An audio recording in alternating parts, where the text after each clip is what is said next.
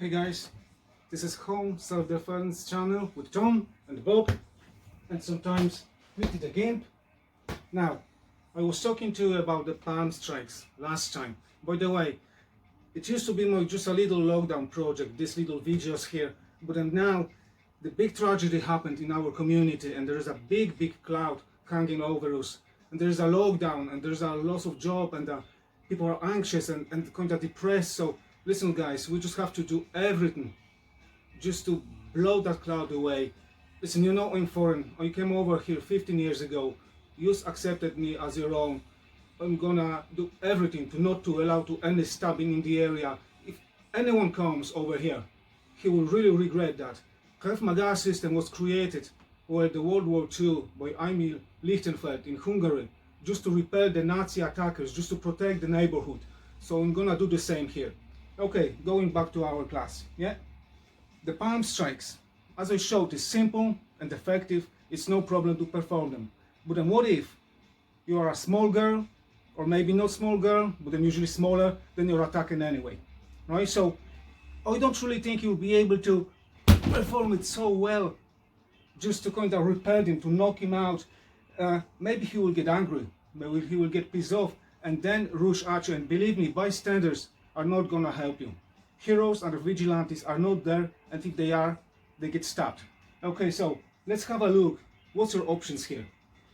Now, from the very same stance, hands up, he think we're just asking for something, just to spare our life, or maybe just please go away, showing our little victim stance, our kind of cooling up, really please.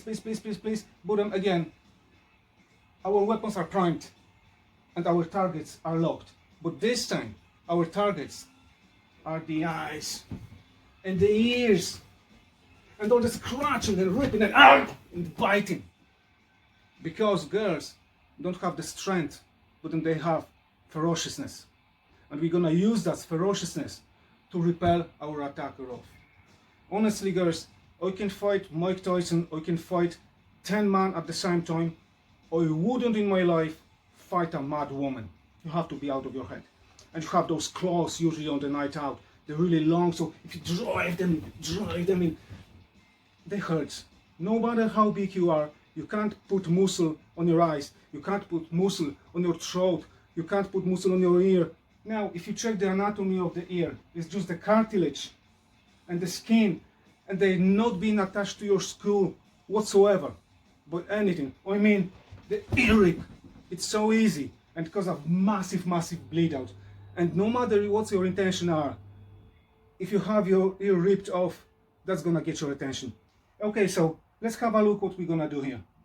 From the very same stance, and the Bob is the lad in the pub on the girls' night out, but then this time, he's not a McGregor cornerman, he's this fella who totally knows there is the idea of a personal space, but he's gonna break it anyway.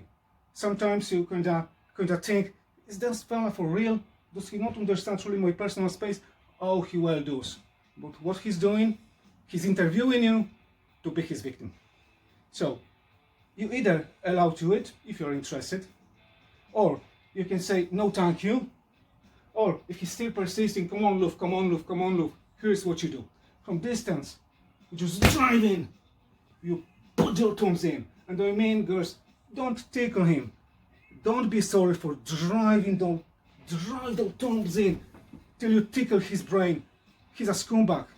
He doesn't deserve any special treatment. So, look, just this is enough to escape. If you want to keep going forwards, from that initial lunge, you can rip the ear off, you can drag the wrist, you can strike the groin, you can do, again, pretty much whatever you want with that target. He's down, he's in bits. If you strike the groin area again, I mean, that's skin done. Okay? And again, from extreme close positions, we have the idea in Krav Maga of extreme close quarters.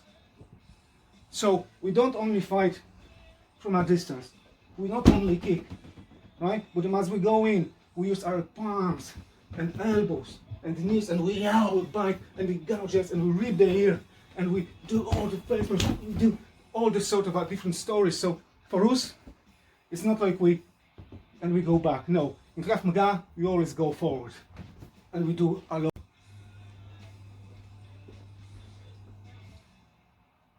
Okay girls, so listen, don't be afraid to use your prime weapons, your claws, your ferociousness, and just really drive into him. You can, if you can't use both hands, you can easily use one and then rip his ear and then palm strike him. It's really easy weapons. Or if you can't palm strike him, just drive those fingers again in. Don't be afraid to hurt him. He really well deserves it. So use your weapons. Use them wisely. It's not like I'm encouraging you to not to wait for him, to not to ask him, please go away 10 fucking times. You say him once, listen buddy, stay back from me. I want to just have a good time in this pub without messing like you, just whispering in my ear. If he doesn't listen, doesn't go back, he's just a fucking idiot and really well deserved that fucking strike in the ears. In the eyes and ripping the fucking ears or whatever comes after that.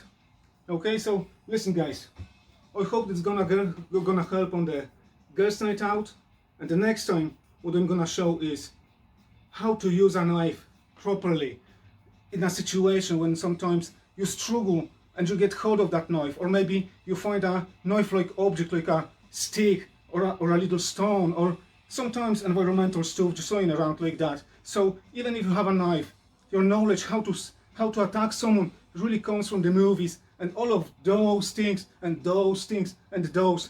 It's not like that. If you have a knife or someone has a knife, he's just gonna go mental on you. It's not like being choreographed shots. So what we're gonna show is what to do, how to properly stab someone to shit.